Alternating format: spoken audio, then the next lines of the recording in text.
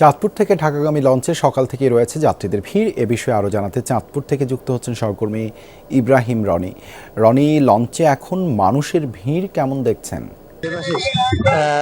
চাঁদপুর থেকে ঢাকা চাঁদপুর নৌ রুটে কিন্তু প্রতিদিন অর্ধশতাধিক লঞ্চ চলাচল করে।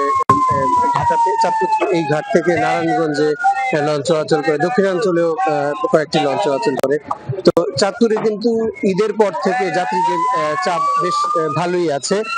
তো আজকেও যেহেতু গতকাল যেহেতু ছুটি গিয়েছে, আজকে কিন্তু যাত্রী চাঁদপুরের লঞ্চ ঘাটে ভালোই দেখা আছে।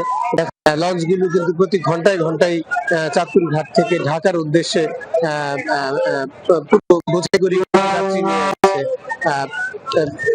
লঞ্চ মালিকরা যেমনটি বলছেন, আসলে এই ঈদের আগে থেকেই শুরু করে এই এখন পর্যন্ত অন্যান্য বছরের তুলনায় কিন্তু যাত্রীদের চাপ অতটা বেশি ওনারা বলছেন না, কিন্তু দেখা যাচ্ছে যে আসলে যাত্রীদের চাপ মোটামুটি ভালোই আছে।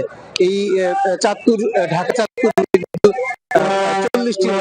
চলাচল করে, দক্ষিণাঞ্চলে 60টি লঞ্চ চলাচল করে, আর নারায়ণগঞ্জে 14টি লঞ্চ চলাচল করছে।